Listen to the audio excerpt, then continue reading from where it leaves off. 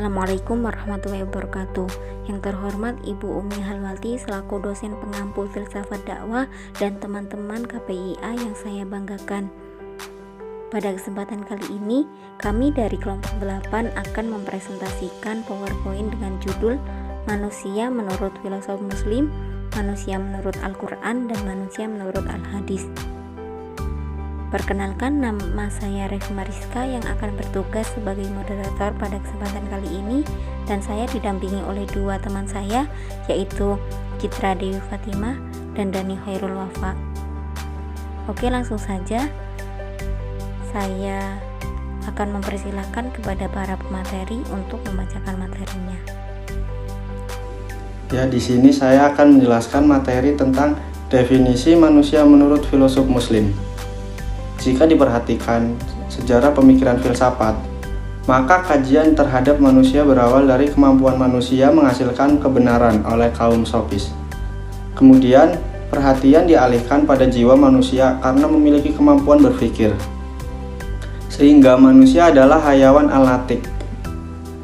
Plato 427-345. Misalnya mengemukakan bahwa jiwa secara hakiki berdiri sendiri dan memberikan kehidupan pada jasmani. Jiwalah yang melakukan segala aktivitas jasmani, ibarat pengendara kuda yang memberi arah kemana kuda itu melangkah. Sehingga jiwa jugalah yang bertanggung jawab. Jiwa mempunyai 3 daya, yaitu syahwat, marah, dan berpikir.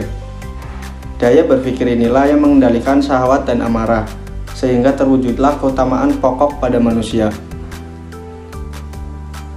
Aristoteles 384-322 melengkapi dengan mengatakan bahwa manusia merupakan kesatuan tubuh dan jiwa yang di dalamnya terdapat refleksi rasional. Tetapi di sisi lain memiliki daya ilahi yang lebih tinggi, yaitu roh. Roh inilah yang memberikan kehidupan kepada jiwa. Pandangan kedua filosof tersebut berpengaruh terhadap pandangan filosof Muslim. Misalnya Ibnu Sina mengemukakan bahwa manusia terdiri atas badan dan jiwa.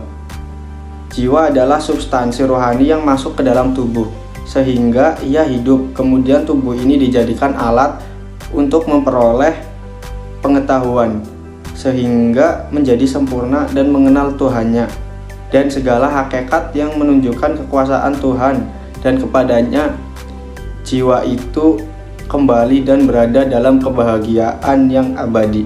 Sekian dari saya, terima kasih. Materi selanjutnya adalah definisi manusia menurut Al-Quran. Menurut Muhammad Quraish Shihab, manusia dalam Al-Quran disebut dengan Al-Insan yang terambil dari kata yang berarti jinak, harmonis, dan tampak. Pendapat ini jika ditinjau dari sudut pandang Al-Quran, lebih tepat dari yang berpendapat bahwa ia terambil dari kata nas'iyah yang berarti lupa dan nasayansu yang berarti bergoncang. Kata insan digunakan Al-Quran untuk menunjukkan kepada manusia dengan seluruh totalitas jiwa dan raga. Manusia berbeda antara seorang dengan lainnya akibat adanya perbedaan fisik, mental, dan kecerdasan. Kata al-insan juga digunakan dalam Al-Quran untuk menunjukkan proses kejadian manusia sesudah Adam. Kejadian mengalami proses yang bertahap, secara dinamis dan sempurna di dalam rahim. Manusia pada dasarnya merupakan dinamis yang berproses dan tidak lepas dari pengaruh alam serta kebutuhan yang menyangkut dengannya. Keduanya saling mempengaruhi antara satu dengan yang lainnya. Sedangkan makna kedua mengisyaratkan bahwa ketika manusia tidak bisa melepaskan diri dari kebutuhan materi dan berupaya untuk memenuhinya, manusia juga dituntut untuk sadar dan tidak melupakan tujuan akhirnya, yaitu kebutuhan intermateri atau spiritual. Selanjutnya adalah definisi manusia menurut Al-Hadis. Manusia adalah sesuatu yang diciptakan dari nutfah yang kemudian menjadi segumpal daging dan kemudian berwujud sempurna. Seperti yang dijelaskan dalam sebuah hadis dari Abdullah bin Mas'ud yang artinya, daripada Abdullah Katakannya Rasulullah SAW, yang benar lagi dibenarkan telah menceritakan kepada kami, sesungguhnya penciptaan salah seorang seperti kamu terhimpun di perut ibunya selama 40 hari. Kemudian terjadinya alaqah seperti itu juga, kemudian terjadinya mudghah seperti itu juga. Kemudian diutus malaikat lalu ditiupkan kepadanya ruh dan diperintahkan agar ditetapkan 4 ketetapan, yaitu rezeki, ajal, amalnya, dan nasib celakanya atau bahagia. Maka demi Dia yang tiada Tuhan selainnya, sesungguhnya seorang itu beramal dengan amalan yang membawanya ke surga, sehingga jaraknya antar dengan surga hanya sehasta. Lalu ketetapan itu mendahulunya, maka ia melakukan amalan ahli neraka, lalu masuklah dia ke neraka.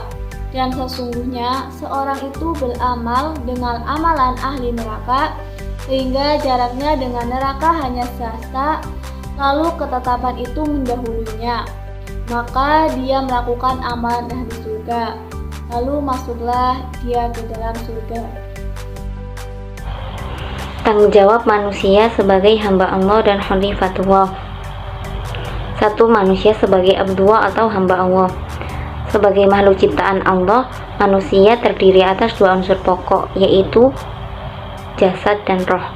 Konsep Abdullah mengacu pada tugas-tugas individu manusia sebagai hamba Allah. Tugas ini diwujudkan dalam bentuk pengabdian yang bersifat ritual kepada Allah. Dalam Al-Quran secara gamblang telah menyatakan dalam Quran surat Ad-Dzariyat yang artinya, "Dan aku tidak menciptakan jin dan manusia melainkan supaya mereka mengabdi kepadaku." Kewajiban keagamaan sebagai pemenuhan fungsi kehambaan manusia memang cenderung bersifat individual, mengingat tuntutan adanya penghayatan agar seseorang dapat sampai pada tingkat religiusitas. Tercapainya tingkat demikian ditandai dengan kedekatan manusia kepada Tuhannya.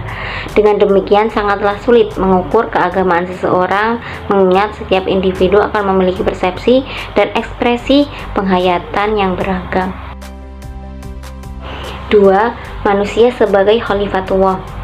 Dalam ensiklopedia Al-Qur'annya, Dewa Maraharjo mencatat kata khalifah dengan segala derivasinya diungkap sebanyak 127 kali dalam 12 kata jadian. Maknanya berkisar di antara kata kerja menggantikan, meninggalkan, atau kata benda pengganti atau pewaris. Tetapi ada juga yang artinya telah menyimpang, seperti berselisih, menyalahi janji, atau beraneka ragam. Lebih lanjut, Muhammad Quraisy Shihab mengkategorikan kata khalifah bahwa kata ini dalam bentuk tunggal terulang 2 kali dalam Al-Quran, sedangkan 2 bentuk pluralnya yakni kholaif terulang sebanyak 4 kali dan kholafa sebanyak 3 kali. Bentuk mufradnya khalif tidak dipergunakan dalam Al-Quran. Tidak dipergunakannya bentuk mufrad khalif agaknya mengisyaratkan bahwa kekhalifahan yang diemban setiap orang tidak dapat terlaksana tanpa bantuan orang lain. Sebagaimana yang dikemukakan, hanya ada 2 ayat yang menggambarkan konsep kekhalifahan dalam bentuk tunggal. Dalam Quran surat Al-Baqarah yang artinya, "Dan ingatlah ketika Tuhanmu berfirman pada para malaikat, sesungguhnya aku hendak menjadikan seorang khalifah di muka bumi." Dan Quran surat Syad yang artinya, "Hai Daud, sesungguhnya kami menjadikan kamu khalifah atau penguasa di muka bumi." Menarik untuk diperbandingkan bahwa pengangkatan Adam sebagai khalifah diungkapkan dalam bentuk tunggal, "Ini sesungguhnya aku," dan dengan kata ja'il yang berarti akan mengangkat. Hubungan kekhalifahan Adam dalam konsep bashar. Ingat konsep bashar yang berbeda dengan konsep insan, bahwa sebagai manusia Adam telah memiliki perangkat-perangkat untuk membangun dan memakmurkan bumi serta bertugas sebagai penegak dan pelaksana hukum-hukum Allah di atas dunia. Keistimewaan kedudukan manusia itu disimbolkan dari ketika Adam diciptakan Allah, di mana malaikat diperintahkan bersujud, maka malaikat secara langsung bersujud, sedangkan iblis membanggakan dirinya dengan congkaknya. Berdasarkan uraian di atas mengemukakan bahwa kedudukan manusia sebagai khalifah fil ard sangat berat dan tidak mudah. Dengan kedudukan itu, manusia dapat ditinggikan derajatnya mengungguli alam surga, bumi, dan bahkan para malaikat. Tetapi pada saat yang sama, derajat manusia bisa menjadi sangat rendah dan tidak lebih berarti dibandingkan hewan sekalipun. Demikian presentasi dari kelompok 8. Sebelumnya kami mohon maaf yang sebesar-besarnya. Sekian, terima kasih. Wassalamualaikum warahmatullahi wabarakatuh.